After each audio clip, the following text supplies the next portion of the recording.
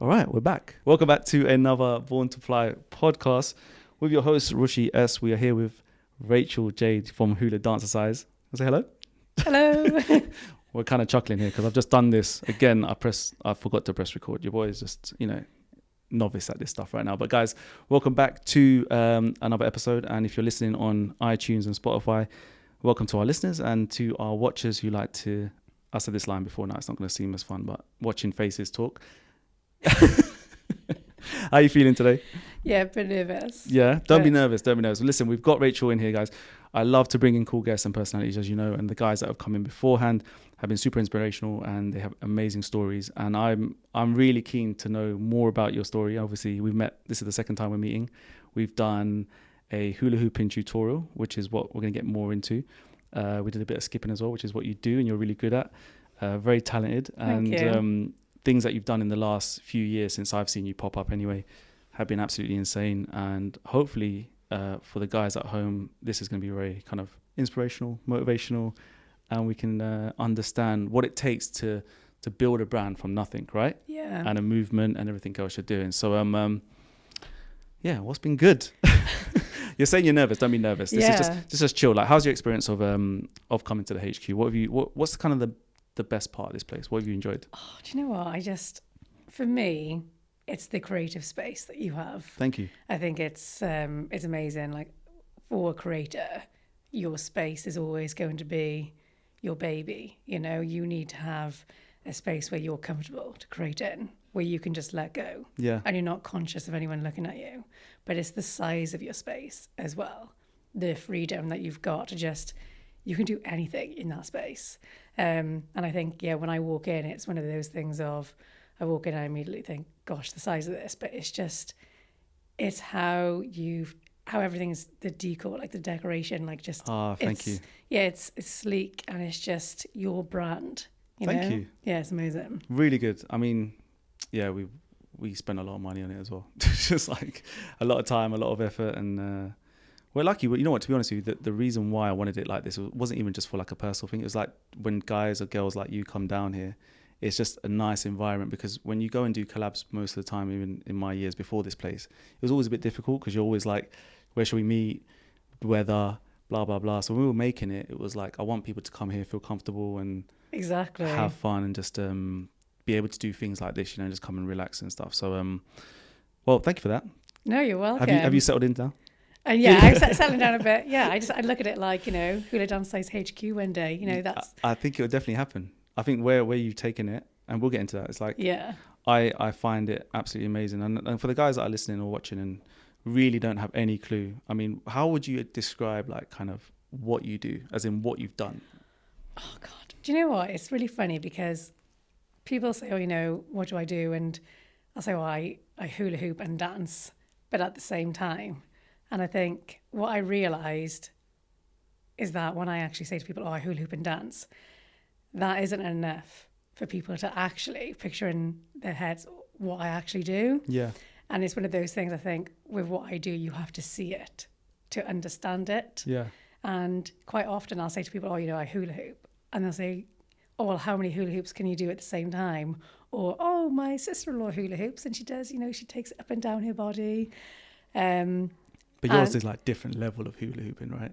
Like, I mean, when someone says, can you hula hoop? I'm like, no, I've seen this one girl who doesn't just hula hoop. Like, you move, like you said, you incorporate with dancing and movements that are like out of this world, and to keep a Thank you. hula. Am I saying it right? Yeah, the hula hoop. Yeah. The hula hoop. Yeah. Is it like the hula hoop or just the hula? So it's a weighted hula hoop. Yeah. So they're weighted hula hoops that I use. And I think that's the thing, there's a whole, it's like with skipping ropes. You've got a whole range of skipping ropes that you would use for different things. Mm-hmm.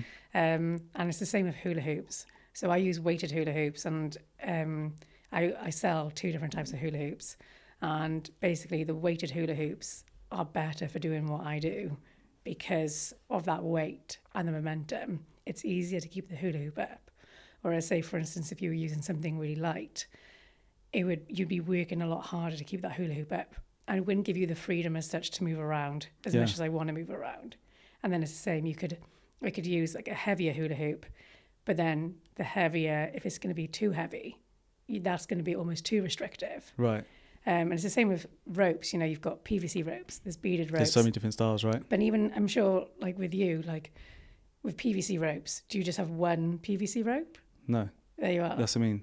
And that's the thing, like people, when they speak to me about skipping, they're like, how is there so much variations and all this sort of stuff? I used to just think of hula hoops when I used to watch it. It's just like really thin, and you probably know which one I'm talking about, but it's like, it's like the childlike. when you bought yours, I was like, this thing is fully chunky. Yeah, what's this bad boy? Yeah. And I think that's the thing. People think of hula hoops as, oh, you know, you're exactly right. They picture it as the child's hula hoop. Yeah. That's plastic. And that's not what Hula Dancercise is. Hula Dancercise is being able to, well, it's a full body workout and being able to use a weighted hula hoop. Yeah. But in an effective way that you can actually keep the hula hoop up for longer to achieve a longer workout. Yeah, because what I found is, like, obviously I've got no skills at all, and it's on camera and it's been proven. But the moments when I did have it going around me for a few seconds, remember I was saying to you, my core was you can feel it, fully like, I think by the time you left, I was like, I've actually felt like I've had like a proper core workout. Yeah. And if anything, I felt more core being activated more than skipping. And I was so shocked, because when you see people doing it, when you see you doing it, you just think it's more rhythm. Yeah, I think and I think that comes down to what you're used to doing as well. So maybe with you skipping, your body and your core is maybe used to that particular movement. And then the difference obviously with hula hooping is that you have to use your core and your coordination to keep the hula hoop up. So maybe you're challenging your core in a different way that it's not being used to. Yeah. And I think it's the same with me. If I try and skip, I'm like, oh my God, you know, I can feel it in my core. Whereas the hula hoop, I actually try and train in the opposite direction more so, because I feel like so basically you'll have like one direction you feel more comfortable hula hooping in. And people often ask me, oh, you know, do you actually hula hoop in the opposite direction? And I do.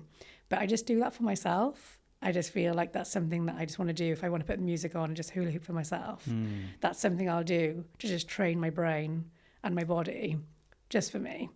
How did you like, let's go back a little bit actually, yeah. How did you first get into it, or what were you doing at that time? Can you remember like the kind of year, month, and like what you were doing sort of in life, and what made you be like, you know what, I'm going to try this? Yeah, and do you know what? It's actually a very big year for me, and I'll never forget it. So, well, let's go back to the very beginning, actually. So we're going back to 2012, actually. So I've been dancing since I was 2.5, and my dream was always to be a professional dancer. And then, basically, eventually one day have my own school. And that was always the lifelong dream, you know. And I think that's the thing, like, you grow up, and some people do have that in school, or some people don't. But people who went to school with me, they were like, oh yeah, Rachel, dancer. Yeah. Like, were you more like, so when you were at school, sorry to cut you up, so was dance like everything for you? As in, like, you were coming out of school and you weren't thinking like office, job, this, da-da-da. It was, dancer. I'm doing dancing and I want a school. Okay, cool. To a point, even in my school, I would help them choreograph the school shows. Wow. And then I used to teach after school clubs. Even when I left school, they called me back, and we would enter competitions, and it was so, like, that was always part of my life. And I think people knew, and it was almost like as if I came with it. It was like, oh yeah, Rachel, oh yeah, the dancer. Yeah. That's how it was. And then when I was 20, I'd got into this preliminary dance course basically in Cardiff, Rubicon Dance, to help me train full time. And that was like 9 till 5 days a week, in preparation before maybe going away to London to an actual school. And then basically in my second year in 2013, I remember, like, literally, like, it was the ball of my foot. And I'd done this jump in this contemporary class and thought, oh my God, that did not end well. Basically, I injured my foot. And at the time, this must have been, it was like the last weekend of September 2013. So I was just gone into my second year. And and this is why I always say to people, there's a difference between a good pain and a bad pain. And from my experience, like, don't ever hesitate in just if your gut is telling you that you're in a bad pain, listen to your body, because your body talks to you. And basically I went to the hospital in the October and had an x-ray, and it came back, everything was fine. And then I remember in the November, I went back again. I thought, nope, I'm in agony. And then they just said, no, like everything is fine. And I started to almost be like, well, what is it? What's going on in my foot? Because like I'm in excruciating pain. And if the x-ray isn't picking anything up, and then my dance teacher, he thought it may have been like one of my metatarsals. So he was like, well, roll your foot over a tennis ball and hopefully it'll click back into place. So I was doing that for months, like in pain. I was like rolling my foot and I was like, oh. And then, basically it came about, it must have been, it was the March, then 2014 is the next year. So that's I've done the injury in the September, March 2014 then. My mum was like, right, I'm paying privately for you to have this all sorted and find out. So for 6 months, you're still doing your everyday dancing and practice? Everything, trying to do pirouettes and everything, trying to ballet, contemporary, pushing through the pain. But then I was pushing through it, but me as a technical dancer, I started to deteriorate because I couldn't do the work that I needed to do. And basically, I'll never forget the consultant that we went to see, and he was like, you're not in pain for a reason, just remember that, because it almost started to affect me like psychologically. I think that's right. Psychologically. Because I was like, well, if professional, like if I've already had this x-ray back saying that everything's fine and there's nothing, but then I'm feeling pain, you start thinking, is it me? Like, And then, basically 2 weeks later came back and he's like, oh, actually, you're in pain because you've shattered a bone in the ball of your foot. And because you've now actually continued dancing on it, you've actually cut off the blood supply to that part of the bone, basically. Damn. Yeah. That's heartbreaking. It was, as a dancer from the age of 2.5. And how old were you at this point when this news came back? I was 21. Shit. So it's like literally like at the start the whole... whole path sort of set ready for you, right? Yeah, and that's a crucial age in terms of full-time training as a dancer. Usually you're sort of getting ready to perform or you're going off to do something, and then so basically he just went, you got to leave, and I was like, what? No shit. So that happened, and it was an injury that obviously you couldn't reverse, as in the sense of like you couldn't repair the bone. No. So that was the thing. So basically I went through. They first of all put me into one of those air boots. Yeah. And then I was on crutches, and I went through that, and then that didn't work, and then I ended up having insoles like specifically made for all my shoes and my foot, basically to try and like help it, and that didn't work. And actually all the different sort of operations I went through was from 2014 to the end of 2016. And then I had a plaster cast, and then they ended up actually doing surgery where they basically they cut into like my calf, basically removed part of the muscle fibers in my calf to change the way that I walk, to alleviate the pain from the ball of my foot. That's insane. So we did that, and then basically that was 2016. I stopped dancing, hadn't done anything during that point, and then 2018 comes around, and then I just wanted to find a form of exercise, I suppose. So I just thought, right, I can listen to music, I can dance, I can let go. Because by this point, I still wasn't even dancing. Like I'd stopped everything. I think I tried running, I tried swimming, but nothing gave me that satisfaction, that feeling of finding something that you can just let go. And basically I picked up a hula hoop in January 2018, and I just fell in love with it. Yeah. Had someone like... I don't know, had you seen something? Had you got an idea or someone? I saw Danny, this girl that I follow on Instagram now. It's been really lovely, actually. She supported me through the whole of my journey. But she's one of the first people that I saw hula hooping online. She's had her kids, and she does a lot of like vlogging basically on Instagram. Right. And I saw her do it. And I just thought, that looks like so much fun. Yeah. And I went onto eBay and I bought a £6 weighted hula hoop, which may I add, just like was Yeah. Always, isn't it? The first little pieces that we use. I remember my first rope. It was embarrassing. Like I had went to a gym with it, and it was one of those ones that have like little screws and stuff like that. Yeah. And you tighten it with a screw, so it's like a mechanized rope. I took it to a gym and something had not been tightened, so like I had like all these screws and bolts running around the floor, and I was looking like a muppet. Like I was just trying to run after it, and people were looking at me like, what's this guy doing? And I couldn't use it, and I was like, what have I just bought here? But yeah. Isn't it cool though, right? So like something so small though, you pay £6, you got it, it's a bit shit. But it introduced me. Yeah. And I found and like, yeah, I remember I first started hula hooping, and as you do, like I suppose when you first started skipping, there were probably certain things that like you over jumped, or you like, do you know what I mean? You probably push yourself too hard, you had shin splints. And it's the same with me. I remember looking at my stomach and I was like, oh my God, what has happened? Like I was black, like bruised, so badly. Yeah. And there's just so many things that I've learnt like along the way, and I just fell in love with it. And then what I started to do was I thought, right, I'm going to put my physiotherapy for strengthening balance exercises into the hula hoop. So all these sort of exercises that my physiotherapist had given me, I started to do that along with my ballet. And then things just started to pick up. And then I thought, right, well, if I can do this, I'll start adding in some commercial and street dance. And my mum walked in, she was like, gosh, Lev, how the hell are you doing that? I love that accent. It's so cool. Was it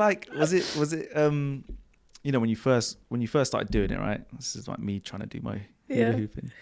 Is it almost like the dance, did it just kind of like, what's the word I'm looking for? Did it just kind of come natural to add the dance? Or were you at the start, were you just trying to keep it going? Or were you just kind of bopping with a few moves here and there? How does it kind of work? How do you kind of practice this? It was music. Yeah. Music is a big part of my life. And I think people always say to me, where do you get your energy from? And it's music. Like I love music. Yeah. And I think if you put on a good track and you just let yourself go, and I just stopped thinking about everything.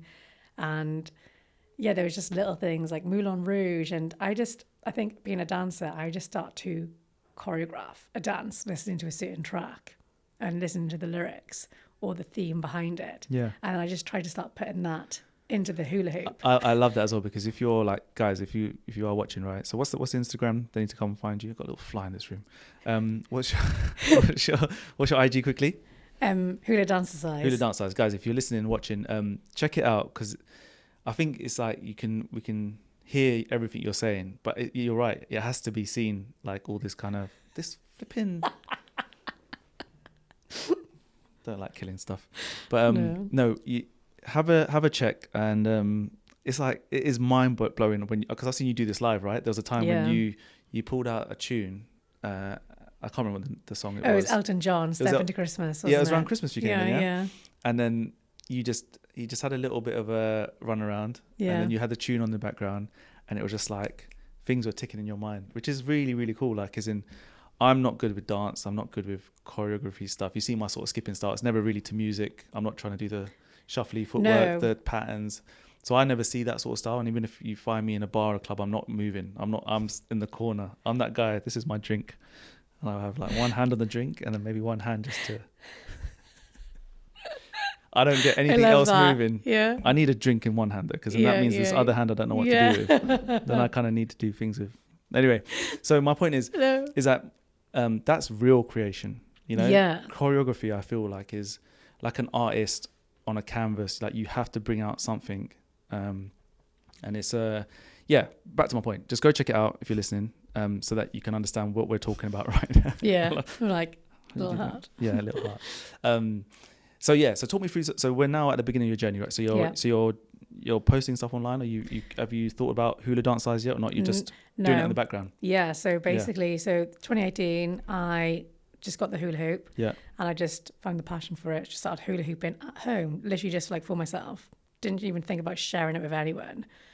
And then I basically left Wales, moved up to Windsor, and when I started sort of like traveling around, I thought, right, I can take the hula hoop with me because it collapses. So I thought that's great. So if I'm traveling with work or away, then I can take the hula hoop with me. And then basically it all happened in lockdown. And I think this is like something that really hit home for me in lockdown, is that I was actually living in an 8-bed house. Jeez. That's a lot of personality, isn't it? Yeah. But you know what? It was the most amazing group of personalities. And I think that's where I realized, if you surround yourself with people who are positive, who have really good energy, ambitious, motivated, you know, that all sort of spirals around you. And the opposite can also happen if you're around people who are negative. Yeah. And, you know, sort of pull you down. That can also be a weight on your shoulders. 100%. And these people were just so encouraging. And actually, basically what happened was, one of my best friends, she was actually in room isolation. And I went out onto the driveway and she said, oh, you know, what have you been doing? And I think this is like in the first week of lockdown, basically. And I said, oh, basically, I said, I've been hula hooping in my room. I said, I've been coming up with this idea. And she was like, you've been what? As you do it. As you do. And I was like, oh, I'll show you. So I went out onto the driveway and showed her. And she was like, dude, how are you doing that? And and she was like, this is amazing. She was like, you need to share this. And that, then the day she came out of isolation in 2020, it was the 27th of March. And that's when I first shared on my personal Facebook to everyone like what I did. And people were like, this is great. Like, you should start sharing tutorials. Yeah. And then I didn't know like how to even start. And then by the time we got to I think it was the June, she was like, why haven't you posted another hula hoop video? Why aren't you doing this? Yeah. And then she was kind of like on your case, right? Yeah, but everyone else was. And one of my other housemates, he said, oh, Rachel, he's Italian. He's like, if you're going to post, it has to be 5 days a week. Yeah. And and I was just surrounded by everyone, and they'd record videos for me. And then, that's when I started, my socials then. It was in, I think it was like the 1st of June, so 2020. And you went like hardcore kind of like choreography, mixing with a bit of tutorials. But you know what? And then that's when I came to realise the difference between hula hooping and jump rope, okay? So I started doing tutorials, and I feel that there are only certain amount of tutorials that you can do for trying to teach someone how to hula hoop. Yeah. Whereas with jump rope, you've got so many tutorials based on what skills you're doing, whether you're doing a tutorial on forward skipping or like backward skipping, if you're doing a crossover, if you're doing a scale or speed. Like, there's so many tutorials you can have in the world of skipping. But with hula hooping, I feel it, and that's what I came to realise, that when I was trying to post tutorials, I was trying to post a tutorial on, you know, which hula hoop to get, or how to hula hoop, or how to keep the hula hoop up, you know, and just the different types of hula hoops. And, you know, I got to a point, I was like, I don't know where else to go from here once I'd done the tutorials I knew I wanted to do. And then that's when I thought, and then that's when I sort of discovered TikTok and trends. Yeah. And you nail them. That's the thing. When you've got the right tunes and you've got the right vibes, you've got like videos of you like cleaning in the bathroom, you've got your gloves on, and you're doing your hula hoop. Can I just call it? Hula. You just say hula's fine. I keep thinking I'm just like, I don't want to kill it for anyone that's actually like way into their hula hoop and be like, this guy's wrong. Do you get like many? Do you get many like hardcore fans? Do you get like actually let me take it back. Do you have like weird, strange trolls? Then we'll talk about your hardcore fans. Trolls. I don't think I got like trolls. I think if a video like blows up, they're just like, it's it's just like, we need to harness this energy, or like or what are you on, like, or what have you taken? And and actually, do you know, the like people watching this are gonna be like, she's lying, and I'm just gonna be like, actually no, I've never smoked or even taken any drugs like in my life. I've never tried anything. Natural energy. I love that. And the reason being is, I'll never forget, I was in year 3 in school, and I think a teacher had asked me, what do you want to do when you grow up? And I said, being a dancer. And he sort of made a joking comment of, you don't want to smoke because you want to have nice teeth if you're performing on stage. Right. And then You've got very nice teeth, to be fair. Thank you. And then And then I got asthma. Oh. And even before now, I've had a panic attack under alcohol. So I was like, well, this guy, sorry guys, I've got this one dude, yeah, has found his way into the room. I think it's a mosquito, you know. I fucking hate mosquitoes. Go on, you're saying. No, yeah. So the guy, he made sure you didn't do anything bad, basically. Yeah. Wait, what happened with this alcohol thing? Yeah, so basically, like, it's happened to me twice. I've drunk alcohol and I've actually ended up having like an asthma / like panic attack. Oh shit. Yeah, so I always thought to myself, I was like, well, if this has happened to me under alcohol, I know what I'd be like. I'd overthink, and I wouldn't want to be in that situation if I'd taken anything else. And that's just me. That's just me. I'm just an overthinker. I'm guessing that if you haven't like ever, I'm gonna get him. I think you did actually hit him then. I think you did. I don't know.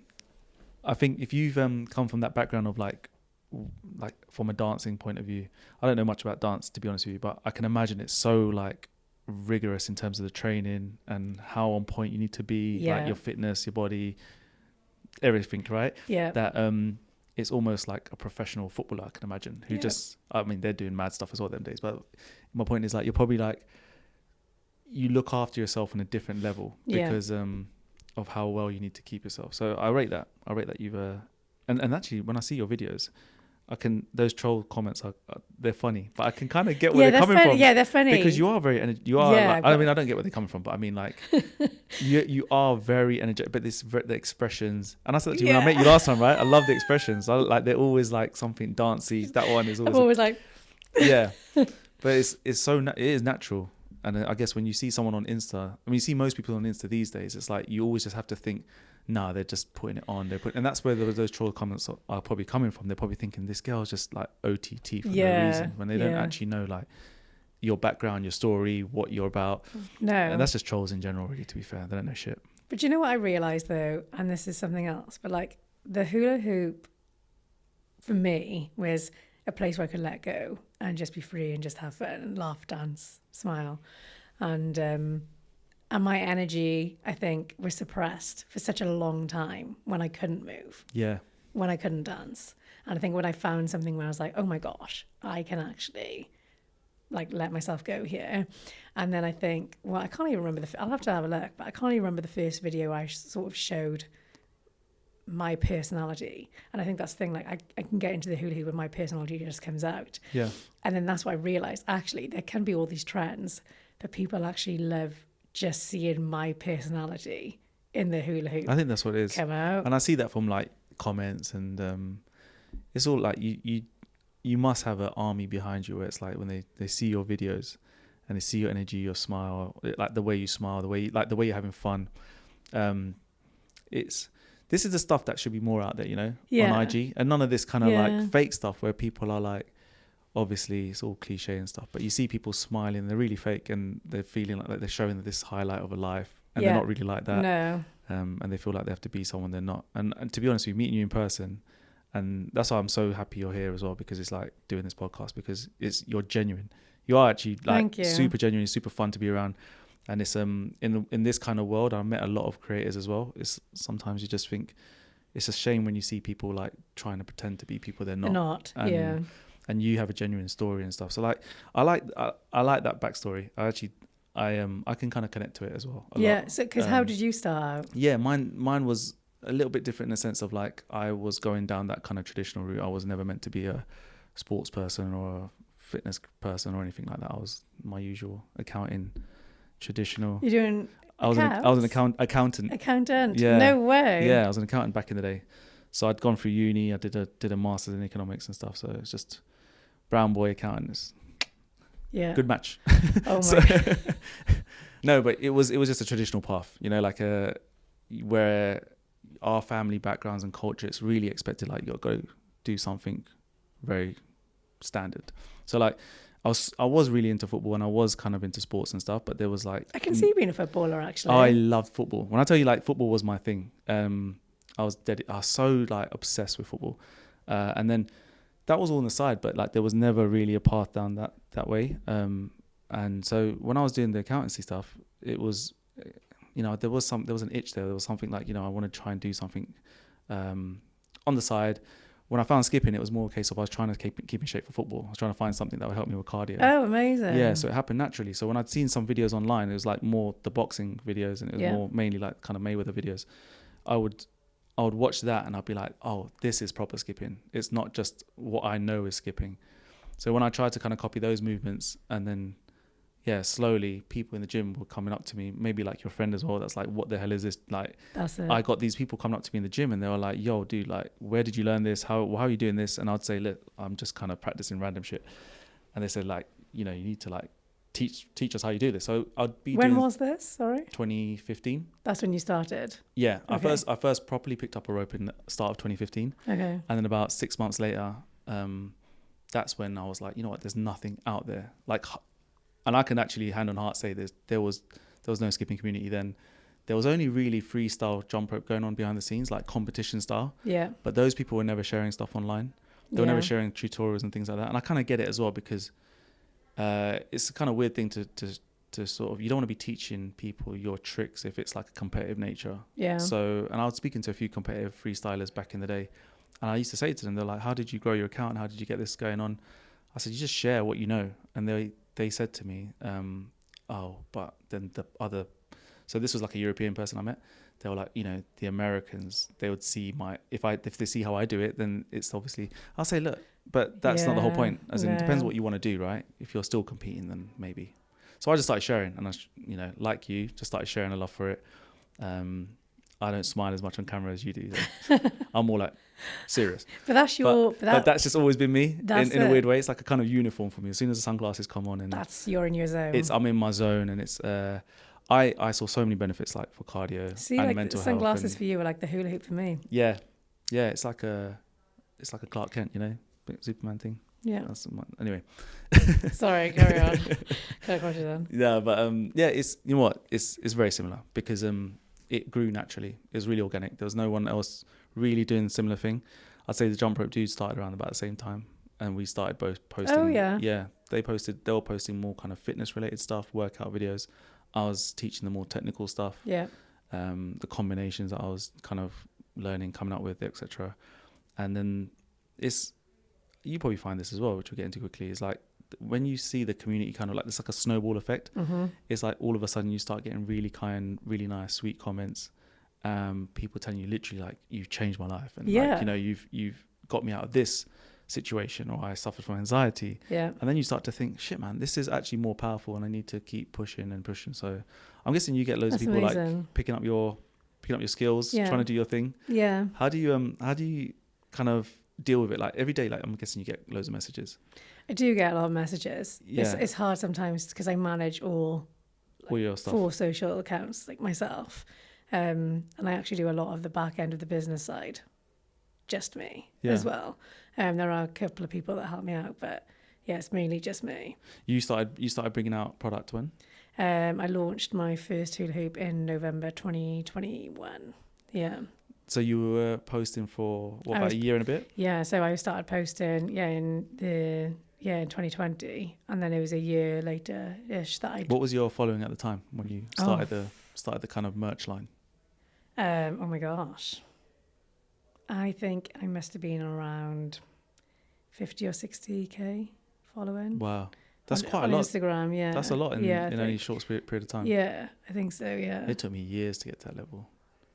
We're talking like only 15-second videos on Insta allowed. Yeah. No reels, no nothing. Yeah, but do you know what? 2020 was really cool. And you're so right, because I remember even when I was just dancing, or even before, like as the reels came out, I think it must have been like around July, August 2020. Yeah. So even before they came out, it was, even at the start of my journey, you're exactly right. There was no reels, there was nothing like that. Just copyright music. It was copyright music. You got to be careful.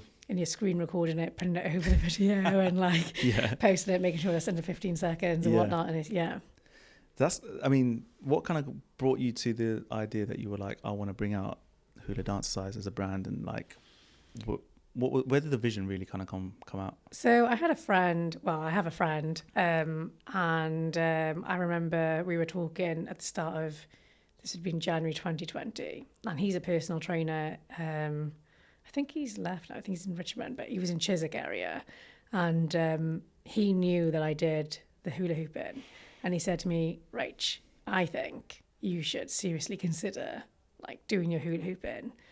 He was like, think about it. He said, you're hula hooping and you're dancing. And but obviously by this point, I've not shared with anyone what I do. And he was like, I've never seen anyone do this. He was like, this looks like a really fun fitness class. The fact that you can dance and hula hoop.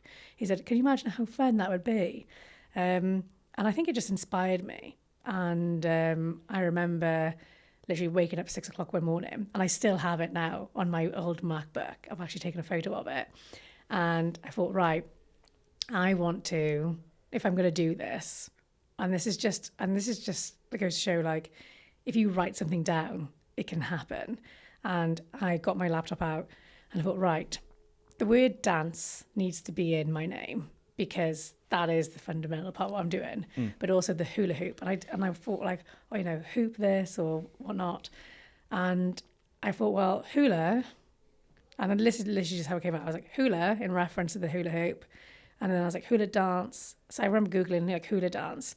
And the thing is, if you Google hula dance, there is so many different tags for that, because obviously you've got the flow world that do all, they call it hoop dance. Right. So hoop dance has already been sort of taken, and a lot of flow artists use that name for, and they call it hoop dance. I'm not a professional. I could be getting this wrong, but that's just like how I've seen things. Yeah. So I thought, well, I can't actually call myself like Hoop Dancercise because, I just thought that wasn't my world really. So I thought, right, I'll take the hula and then dancing and exercise combined to make Dancercise. That's how my brain started working. Yeah. And then I typed into Google Hula Dancercise and nothing came up.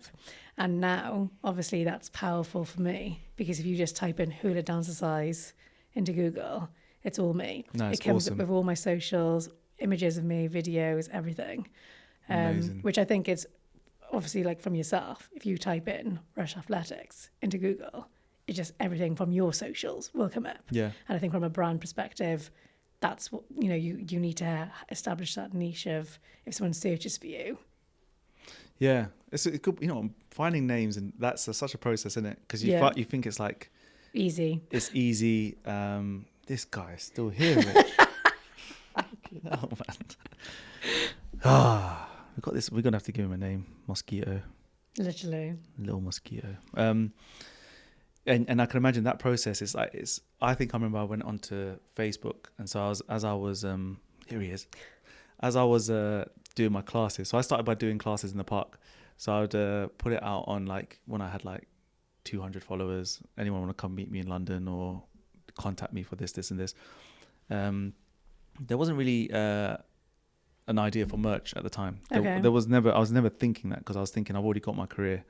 You know, I can never think about, it never came to my, you know, wildest dreams that I'd ever drop my degree and my career for as a skipping coach, because that's what I was doing. I was literally just teaching people how to skip. So when did you actually like take this full time? So it took me, so then I started making videos in 2015. Yeah. And then we get to 2017 was when the first rope came out. So similar to you, for 2 years I was posting. Yeah. And I actually brought out my first rope when I had less than 5,000 followers. Oh, wow. Yeah, which is crazy. That's amazing, though. That's so... But you know what? I think if you've brought it out of that with less than 5,000 followers, that just shows that you're building a community. Yeah, and it was super, and it is still super, but it's like it was so... what's the word? Because it was so new. Yeah. And it's hard for a lot of people to be like, I've been here from the beginning. Yeah. But I'm so lucky that I can say that, because I could count on 2 hands the amount of people that were sharing skipping content when I started. Yeah. That's the thing. It's like... If you're listening, sorry, man. This mosquito is really freaking pissing me off. But yeah, so at the time when sort of the rope came out, I was sitting there thinking, just like, who the hell is going to buy this? In the sense of like, I'm going to be stuck with all these ropes. Only because, the following was low. I did have loads of people at the time being like, we can't wait, when I was kind of leading up the launch. Yeah. And then as soon as that sold out in like 2 days, that's when I was like, okay, shit, this is cool. That's amazing. And then different colorways, different things, like reinvesting. And it took me a good, So 2017, I bought out the rope. For that next year, when I tell you I've never pushed myself as hard as I did then. Like I feel like I push myself hard now. Yeah. But those were like really difficult, challenging times because I was working the full-time job.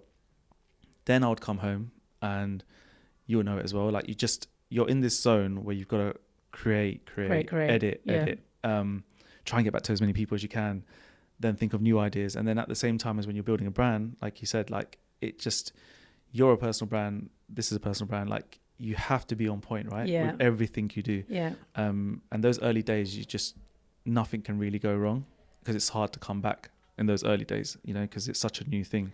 Do you know the other thing though with me is that when I thought of the name Hula Dancercise though, and I had this vision of, this will be the class that it is and blah, blah, blah, blah. When I thought of that, like that name and the opportunity for Hula Dancercise never once came into my head of, that's where I'll initially start social media. That was something that I would start myself in like my local leisure centre or this will be like a Hula Dancercise class. And then when I started my socials, I never actually started my socials with Hula Dancercise intending for it to be a brand. And I think that's the difference. So like I never actually thought I'd start this and be like, I can make a business. If anything, it was only when I started getting sort of like collaborations or I was sort of like promoting a previous hula hoop. And I thought, hang on a sec. If I'm being an affiliate here, what's to say that I can't actually launch my own hula hoop? Of course. Especially if you're the one that's like leading and driving the community around it. Yeah. And it is a bold step. Like we can share that as in I can imagine what it's like for you when you're at home, you got stock, you got like stuff going on, then you got to get packages out, you got to get back to people's emails. Yeah. It's not easy, right? I think a lot of people from the outside just be like, these are amazing videos, these are amazing like fun times.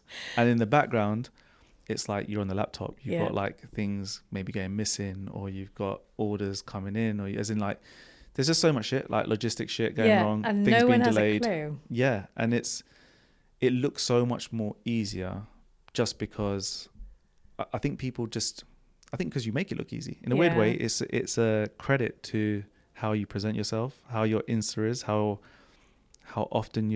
consistent you're posting.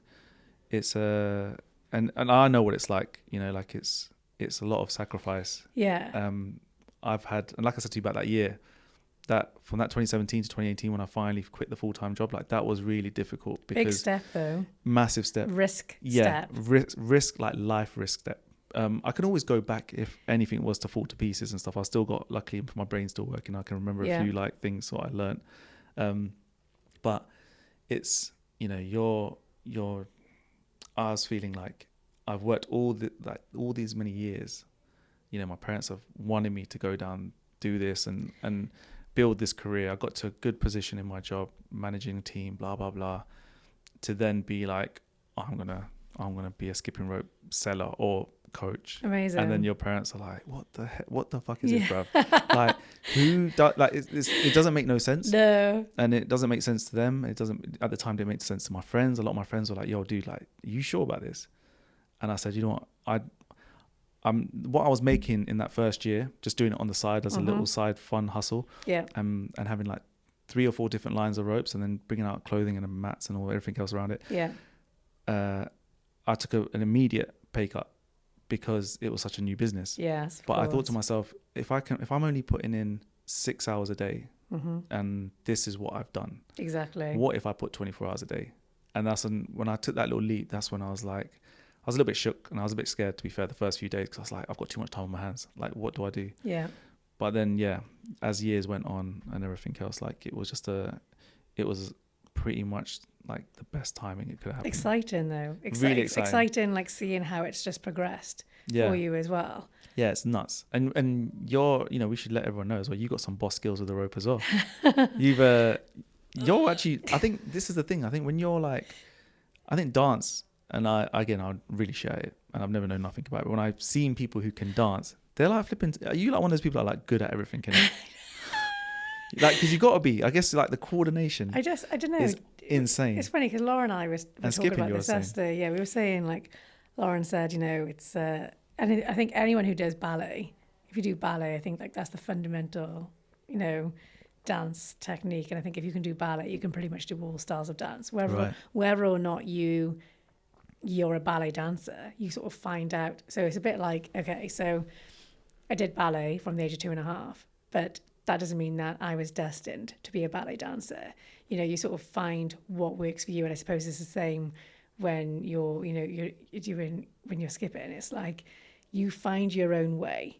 And, you know, whereas obviously your style is totally different to Lauren's style, you know, and it's, you're sort of finding your own path. And that's what it's like when you do ballet. I feel like anyone can do ballet, but then you grow as a dancer to be like, right, do I prefer commercial, street?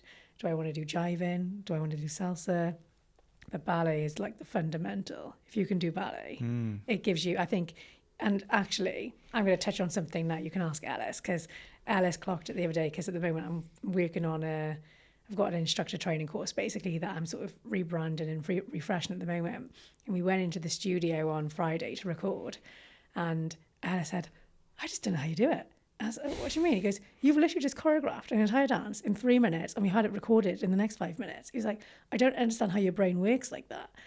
And I think because of the ballet, I don't think it's just dance. I think it's the musicality of the ballet that I had. You know, you're dancing to the piano music, or you're doing the ballet bar, and it's all about your counts, your beats, your timings. Right. You do an exercise one way, and then you turn around and you do it the other way. And I think that has been installed in my brain my whole life, that when I'm doing something, I think, yeah, I just pick it up. It's a proper unique set of skills. I feel like when you've seen the skipping community, for example, they can watch as many videos as you want, and some people pick it up quicker than others, and then, you know, they can all get to a good level if they put in the time. I think with your stuff, I think you're on an untouchable level. Thank you. I really do. I don't know, the only person that could ever become on your level or better would have to walk the steps you've walked in dance, and the way your mind works, I'm talking about as well, more than anything. Thank you. So it's like it's such a unique skill set you have that is very difficult to imitate. And I say that about skipping because you see a lot of people going down different styles, similar styles. You know, shout out to Lauren, like she's another one. She's on a different level. Yeah. But that style, if someone was to watch it very carefully and everything, could get close, but maybe obviously not Lauren's style. Yeah. But I feel like with the hula, and I don't know much about the hula hooping community. I'm sure there's loads of good people out there. But it's like if someone was just to turn on and be like, let me just watch Rach like for a few months and see if I don't see them getting that close, especially because they won't have that dancing background and stuff. But it's next level when I see it live, and it's phenomenal. Thank you. It is really, really cool. I mean, like on a business level, do you feel like it's something that comes natural to you? Like, I always want to know, because I don't think business for me was maybe it's ingrained somewhere. My family do have businesses and stuff like that, my dad and, you know, uncles and things like that, but I've had to learn along the way. Like, have you found it really challenging? Or is it natural? No, challenging. And I think, and it's really funny because my accountant, funny enough, said this to me. He was like, I know normally you've got, you know, business-minded people up here. No, he said, you've got business people on the ground. He said, I made a joke, like business people are on the ground. And they're the ones that, like, you know, right, you know, how to get the business up and running, basically. Yeah. He said, and you've got the creators up above, running above in the clouds. We're like, la, la, la, I've got all these ideas. And he said, but you need them both to work together. But what I do have, and I think in terms of, I can't describe it, there are certain things with it, like for the business, like I have had help along the way.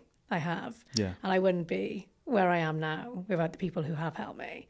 But no, it hasn't come natural to me, and I've been learning along the way. And I think, but what I do have, and this is the difference, is that I had the idea of, right, I can create an instructor training course. I know I can do that because of the knowledge I've got from my dance background.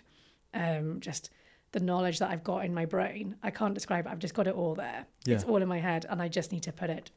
And then Abby, who I met through hula hooping, she helped me create the Hula Dancercise instructor training course. So we did that. Sweet. And she's very good at business though and marketing. So with Abby's brains and sort of my brains mashed together, that's how we were able to create the course. Yeah. And then everything else that comes with it, being able to provide content for the instructors or, just everything. Like those are all my ideas. That's a cool concept. So you basically, like, for anyone listening, if anyone is ever interested in becoming an instructor, so check out, what's the website right now? HulaDancercise.com. Okay, Hula Dancercise. So you've got the merch line. Yeah. You've got your merch line. Yeah. Then you've got an instructor course. So this is people who want to work as part of under your kind of umbrella brand, like as in become instructors. Yes. And potentially earn themselves as well. Yeah. So exactly that. Amazing. So basically, I've got instructors now. Yeah, it's gradually becoming all over the world, and it's all online. Yeah. So it's self-led learning, and that's what we're currently refreshing at the moment. So I'm really excited for all these new videos to come out. And they get the training manual and they get all the content, like marketing, material support, everything from like a business perspective, which Abby helped me with.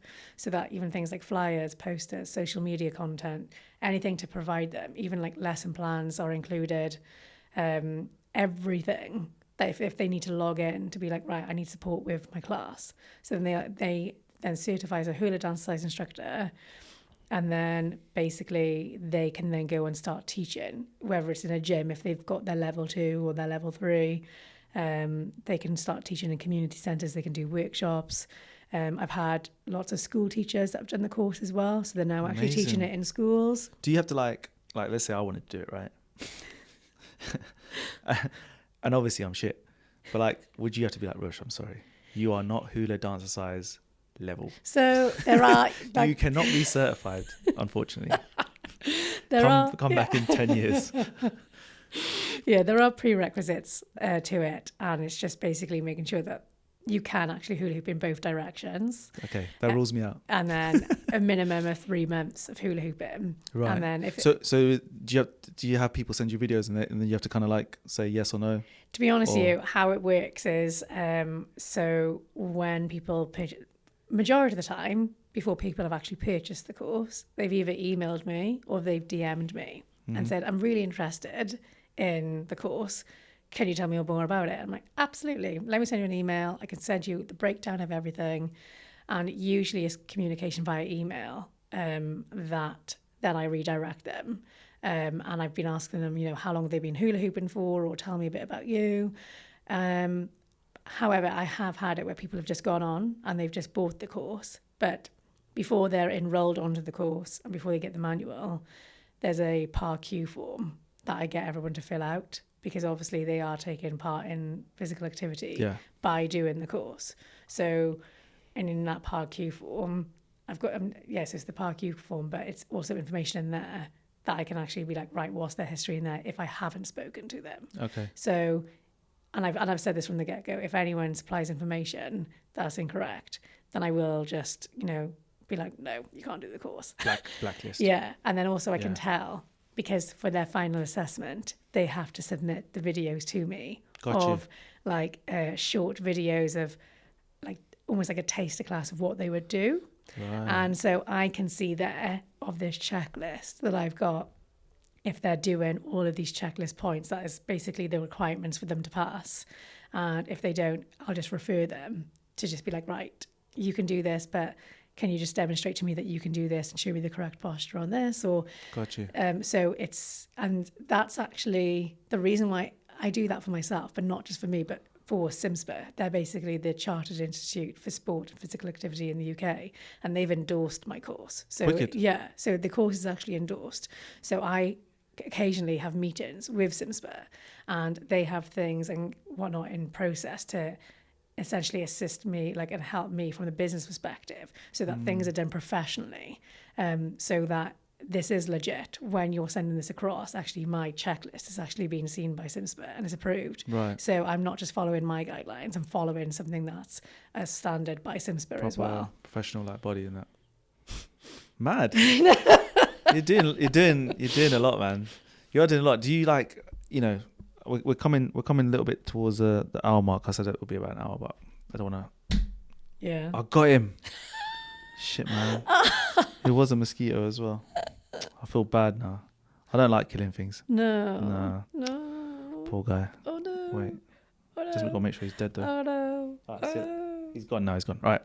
Because you coach people, right? Yeah. So I think I was I could be the first. So it's hard. The thing with skipping, it's hard to get like a certified course. Yeah. So anyone that says they've got a certified course is chatting some nonsense. Yeah. Yeah.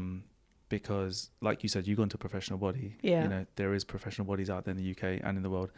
You can be a certified within your own umbrella brand. Like, so, you know, if someone does my course, you know, I'm not going to, I don't have the ability to be like, you can go train and be like, you're a professional skipping coach. Okay. You are just an RA, you know, you follow the RA plan. Yeah. And you can turn around and say that you've done the RA course to do skipping and stuff. So yeah, I created a skipping course like way back in the day. And it's cool. You know, like the thing is with my kind of generations of like different generations of income, it started with doing kind of like, it's like a PT. Like I was charging like £5 like for someone to come to a group class, and then not many people came, and then I was like, that's fine, you know, I'll just keep producing content online. Then it was the merch, and that's really all I have, to be honest with you, because I don't do much in terms of brand deals. Yeah, I've never done a brand deal, funny enough. It's a good fun fact. Yeah, I've happened to, I don't take on a lot on brand deals, put it that way. Yeah, as in I've taken none on.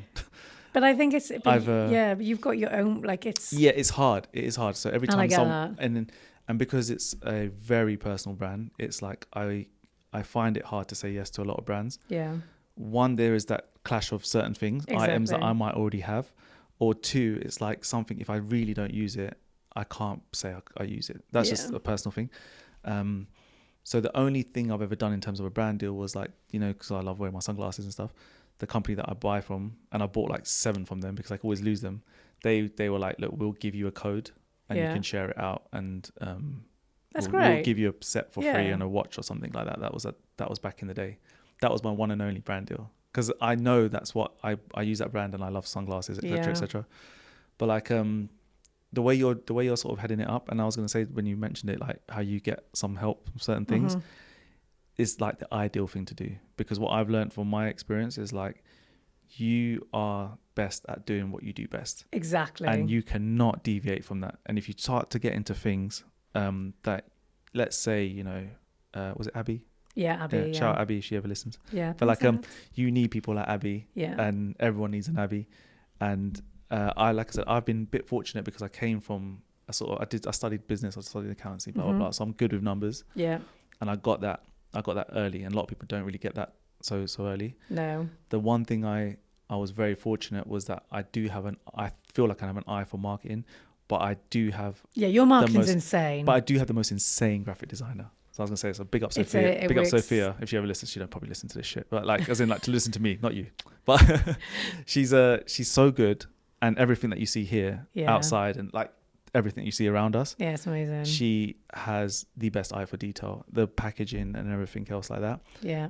I can spill out everything that's in my mind, but she's the one that has to like put it on paper properly. So she brings your vision to life. Exactly. And that's the thing about business is that, like I was saying to you before, when people see it from the outside, it's like so many moving parts and it looks easy. And the more easy you make it look, the better you're doing. And it's like, shout out to all the people that surround you. Supporting you. Yeah. And I think like, you know what, I could talk to you for a long time. I could actually, this could go on for like another hour. But I always kind of finish off like with just very simple shit. Like, and it's hard because I want to talk for longer because there's so much like to get through. Even when we did Lauren's, we've done 2 with Lauren now. Oh my gosh. We probably have to do another part 2 or something sometime in the future. Well, you know, big changes come up this year. So maybe then... So I was going to ask, like, where you mentioned, like you touched on like academy schools and that kind of thing. Like what's like your dream, like not finale, but like where do you really, really want to see this? Like if you were given all the tools and all the money and someone said, this is what's going to happen next year, all you got to do is tell me what you want. I think the truth is that there are going to be a lot of big changes in my personal life. And I think I'll be in a position where I'm going to have more time.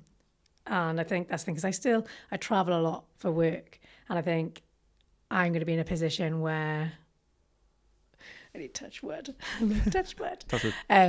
I'll be taking Hula Dancercise full time. Amazing. And I think with nothing else going on, I think, as you said, you took that risk to take Rush Athletics full time, and over the years how you've seen it grow. And I think, yeah, I think when I'm taking it full time, that's when I'll see the biggest change and shift. And yeah, obviously, it's the instructor training course that's growing. And yeah, I've got lots of different visions, but I think, yeah, everything that I've done with the instructor training, I'm basically hoping to have go live before this big change commences. Right. So that by time this big change commences, it's up and running, and then there's going to be like a whole new, it's not even going to be a chapter, it's going to be a whole new book. Yeah. I'm excited.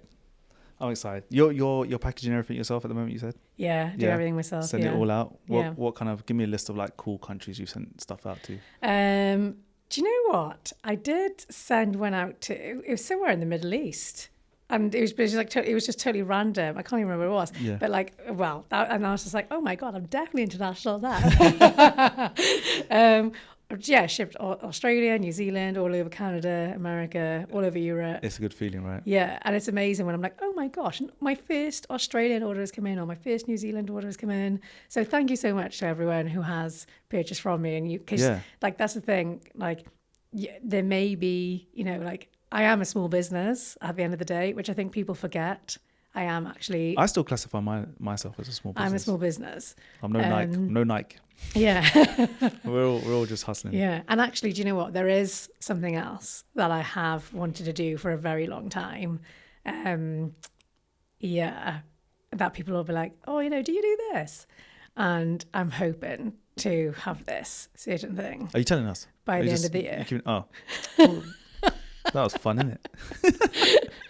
No, but look, you know what? I'll give you a piece of advice. And this is coming from a good place, is don't tell too many people. Yeah. Yeah. And it's actually a good thing because I used to put out a lot on camera and I've actually held back a lot more.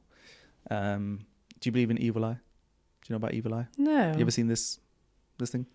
Yes. So this is kind of evil eye. It's like I'm gonna probably butcher it, but I think it's from Greece or something. The whole concept of it.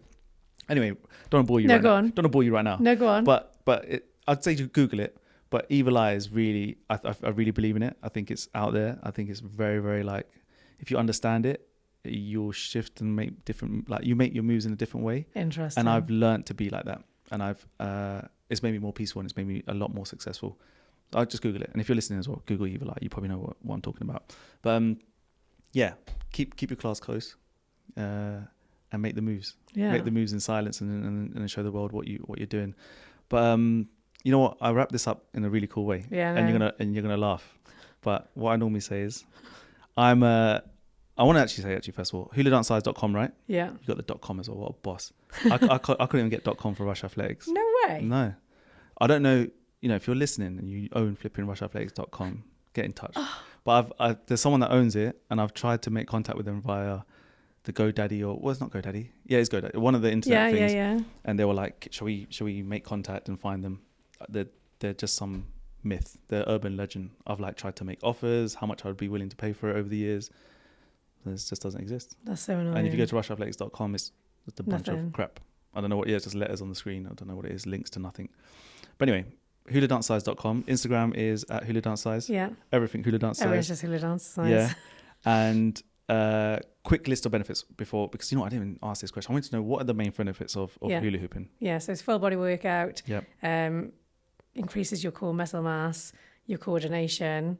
Sick. And obviously, like it releases endorphins. It's very similar to jumping rope. Right? Yeah. Oh yeah, everything, and it's fun. It's super fun.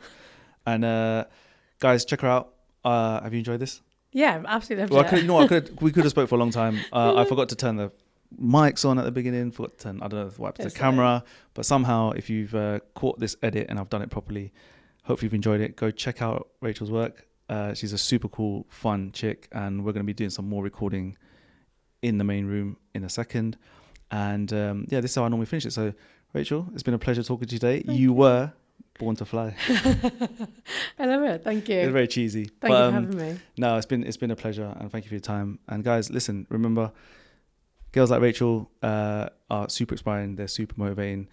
This story, you know what?